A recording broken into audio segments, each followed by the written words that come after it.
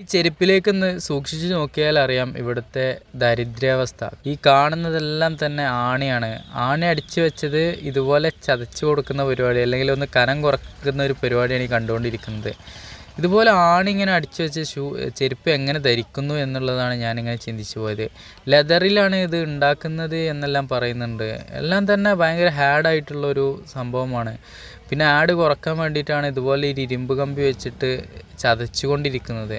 വല്ലാത്തൊരു കാഴ്ചയായി പോയി. ഇത് ആന്ധ്രാപ്രദേശിലെ അനന്തപൂർ എന്ന് പറയുന്ന ഒരു ചന്തക്കടുത്താണ്. ചന്തയുടെ ഉള്ളിലേക്ക് ചന്ത കാണാൻ വേണ്ടിയിട്ട് വന്നപ്പോൾ കാണുന്ന കാഴ്ചയാണ്. ആ കാണുന്ന ഏരിയയിലെല്ലാം തന്നെ ചന്തയുമായി ബന്ധപ്പെട്ടിട്ടുള്ള ഒരുപാട് സ്ഥാപനങ്ങളാണ്.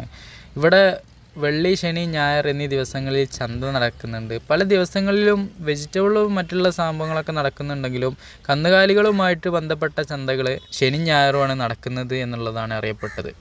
പിന്നീട് പുറത്തുനിന്ന് നമ്മളിങ്ങനെ കാണുമ്പോൾ ഡ്രസ്സുകൾ വിൽക്കാൻ വന്നവരുണ്ട്, ആയുധങ്ങൾ വിൽക്കാൻ വന്നവരുണ്ട്. ആയുധങ്ങളെല്ലാം തന്നെ ഒരു വ്യത്യസ്തമായിട്ടുള്ള രീതിയിലാണ് ഇവിടുത്തെ ആയുധങ്ങൾ നമ്മുടെ നാടിനെ അപേക്ഷിച്ച് നോക്കുമ്പോൾ എന്നുള്ളതൊരു പ്രത്യേകതയാണ്. ഈ ഒരു ഏരിയയിൽ പിരിവ് നടക്കുന്നുണ്ട്. ഓരോ വണ്ടിക്കും ഇത്ര എന്നുള്ള അളവിൽ പിരിവ് കാര്യങ്ങളെല്ലാം തന്നെ നടക്കുന്നുണ്ട്. അവിടെ കളക്ഷൻ്റെ ആളുകൾ വണ്ടികളെല്ലാം തന്നെ തടഞ്ഞു വെച്ചൊരു കാഴ്ചയാണ് കണ്ടുകൊണ്ടിരിക്കുന്നത്. ഈ ചെരുപ്പിലേക്കൊക്കെ നമ്മളിങ്ങനെ സൂക്ഷിച്ച് നോക്കുമ്പോൾ അറിയാം ചുറ്റുപാടും ചെറിയ ചെറിയ മുള്ളാണികൾ. അതും നമ്മുടെ സ്റ്റീലാണിയല്ല, ഇരുമ്പാണി വെച്ചിട്ടാണ് ഇവരിങ്ങനെ ഉണ്ടാക്കിയെടുത്തിട്ടുള്ളത്. അങ്ങനെ ആ ഒരു ചേച്ചി കനം കൂടിയ ആ ഒരു വാറ് അടിച്ച് പരത്തി ലൂസാക്കി കൊടുക്കാൻ വേണ്ടി ശ്രമിച്ചുകൊണ്ടിരിക്കുകയാണ്. അതിൻ്റെ ഇടയിൽ അവിടെ നിന്ന് ആണി പൊന്തി വരുന്നതൊക്കെ ആയിട്ട് കാണാൻ സാധിക്കുന്നുണ്ട്. പിന്നീട് ആ ആണി അങ്ങോട്ടും ഇങ്ങോട്ടൊക്കെ മാറ്റിയിട്ടൊക്കെ എന്തിനാണ് ഇത്രയും റിസ്ക് എടുത്തിട്ട് ഈ ഒരു ചെരുപ്പ് ഇടുന്നത് എന്നുള്ളതാണ് ഞാനിങ്ങനെ ചിന്തിച്ചു പോയത്. ഈ ഒരു ചെരുപ്പിന് വില വരുന്നത് 350 രൂപയാണ്. ഇതിൻ്റെ ആണി നിൽക്കുന്നത് കണ്ടില്ല. ഇത് ധരിച്ച് നമുക്ക് റോട്ടിലൂടെ അല്ലെങ്കിൽ വഴിയിലൂടെ നടക്കാൻ പറ്റുമോ എന്നുള്ളതാണ് ഞാനിങ്ങനെ ചിന്തിച്ചു പോയത്. സംഭവം അതിൻ്റെ ഡിസൈനിങ് കാര്യങ്ങളെല്ലാം തന്നെ മനോഹരമായിട്ട് എനിക്കിഷ്ടപ്പെട്ടു എന്നുള്ളതൊരു പ്രത്യേകതയാണ്.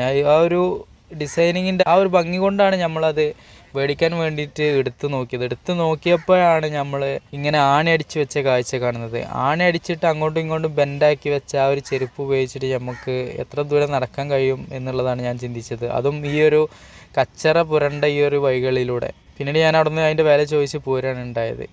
ഇവിടെ ഇങ്ങനെ ഒരു ആടിൻ്റെ കച്ചവടങ്ങളാണ് നടന്നുകൊണ്ടിരിക്കുന്നത്. ഈ ഒരു വണ്ടിയിൽ മൊത്തത്തിൽ ആട് വന്നിട്ടുണ്ട്. ഇതിൽ നിന്ന് ഇറക്കിയിട്ട് ഡയറക്റ്റ് ഇങ്ങനെ കച്ചവടം ചെയ്യുന്ന ആ ഒരു സംഭവമാണ് കാണുന്നത്. ആടുകളെല്ലാം തന്നെ ഇങ്ങനെ 2 നിലയായിട്ടാണ് വെച്ചിട്ടുള്ളത്. ഇതിൻ്റെ ഫ്രണ്ടിലായിട്ട് ഇതിനെ പരിപാലിക്കാൻ വേണ്ടിയിട്ടുള്ള ആളുകൾ നിൽക്കുന്നുണ്ട്.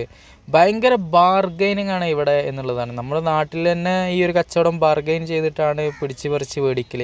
ഇവിടെ അതിലും കൂടുതലാണ് എന്നുള്ളതാണ് ഇവിടുത്തെ ഒരു പ്രത്യേകത. നമ്മുടെ നാട്ടിലെ ഒരുപാട് ആളുകൾ ഇവിടെ വന്നിട്ട് പോത്തിനെല്ലാം മേടിച്ച് പോകുന്ന വണ്ടികളൊക്കെ കാണാൻ സാധിച്ചിട്ടുണ്ട്. ആ വണ്ടിയുടെ ഫ്രണ്ടിലായിട്ട് നിൽക്കുന്ന ആളുകൾ ഇതിനെ പരിപാലിക്കാൻ വേണ്ടിയിട്ട് നിൽക്കുകയാണ്. ഇവർ ചന്തയിൽ നിന്ന് ചന്തയിലേക്ക് ഇങ്ങനെ സഞ്ചരിച്ചു കൊണ്ടേയിരിക്കുകയാണ്. ഇവർ താപ്പിന് കിട്ടിക്കഴിഞ്ഞാൽ മേടിക്കുകയും ചെയ്യും, നല്ല വിലക്ക് വിൽക്കുകയും ചെയ്യും.